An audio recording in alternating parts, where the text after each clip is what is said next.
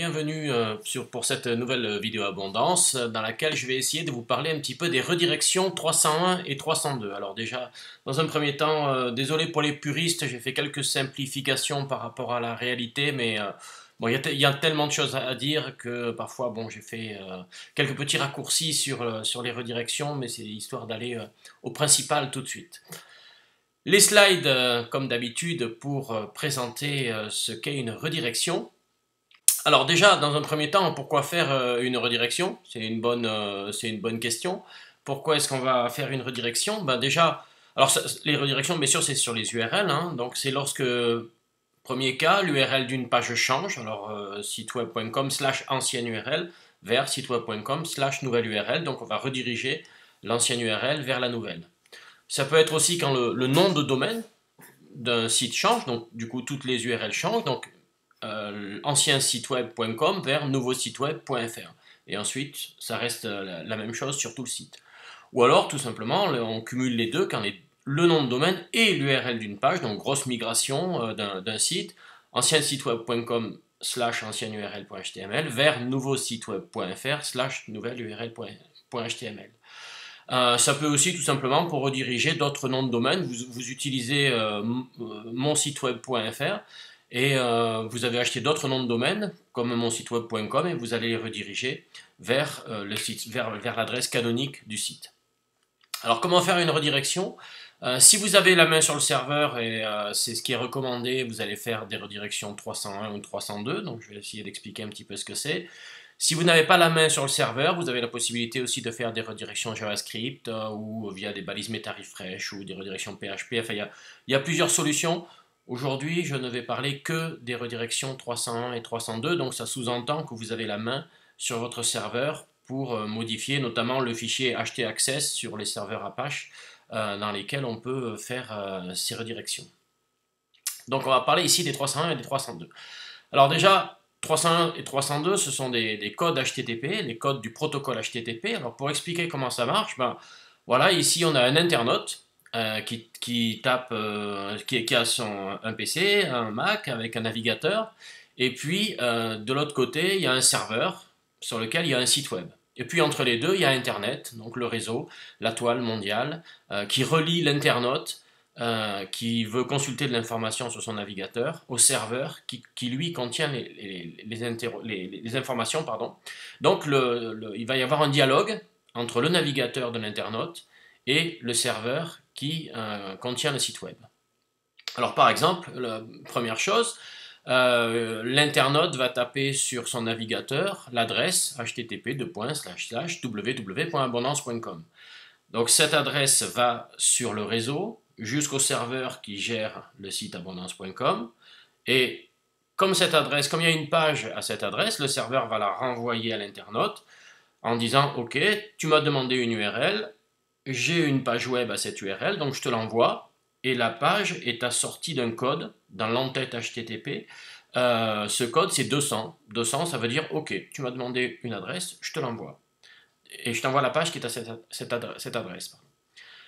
Autre exemple, je tape l'adresse à www.abondance.com/glups.html. Voilà, une adresse, en fait, il n'y a rien à cette adresse-là, il n'y a pas de page, je me suis trompé. Hein. Bref, ça va sur le serveur, et le serveur va renvoyer le code 404, page not found, tu m'as demandé une adresse, je n'ai rien à cette adresse-là, donc désolé, le serveur va renvoyer une page de type 404.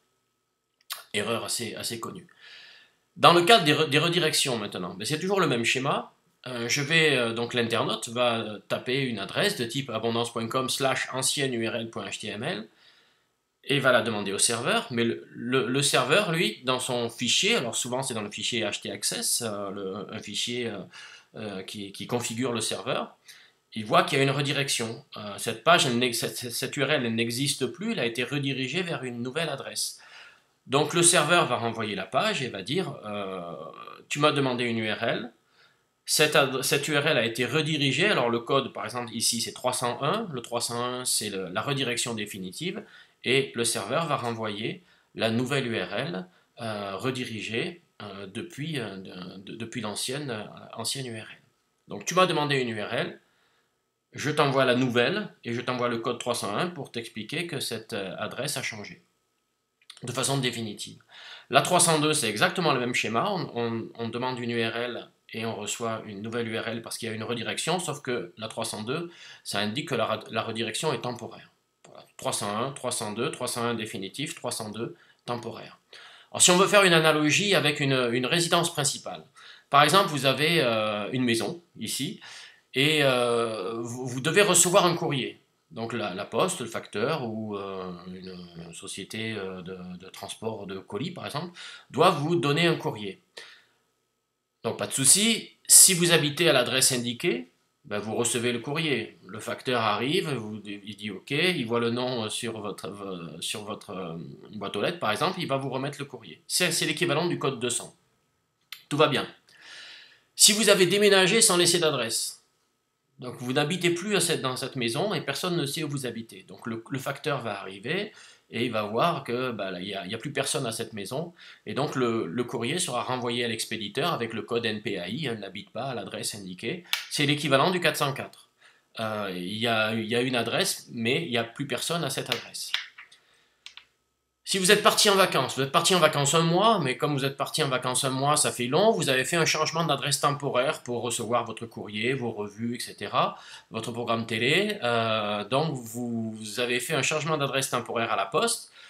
Donc ça fonctionne. Le courrier est bien posté, hein, si vous voulez, mais le courrier arrivera jusque chez vous, jusqu'à votre lieu de vacances. C'est l'équivalent du code 302. Il y a une redirection, mais elle est temporaire. Si vous avez déménagé, mais que vous avez fait un changement d'adresse définitif, ben le courrier vous arrivera de façon définitive. C'est l'équivalent du code 301. Voilà, c'est exactement ça. 200, 404, 302, 301, en fonction de ce que vous avez fait finalement et du fait que vous habitez ou pas de façon temporaire ou vous avez déménagé de votre maison. Donc voilà, une petite analogie pour bien comprendre les redirections 301, 302 et les codes 200 et 404.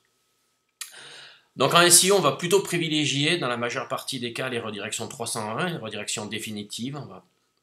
À part dans peut-être quelques cas où on va utiliser les 302, mais en règle générale, on va vraiment essayer de faire des redirections 301. Donc de l'ancienne URL vers la nouvelle URL. Il faut savoir que les redirections de type 301 notamment, dans ce cas, si une URL est redirigée en 301, ben, l'ancienne URL avait des backlinks, donc avait des liens qui pointaient vers elle. La redirection 301 va transférer les backlinks à la nouvelle URL. Donc elle va transférer la popularité, donc elle transfère finalement l'acquis de popularité et l'acquis de référencement à la nouvelle URL, ce qui est bien sûr une excellente chose.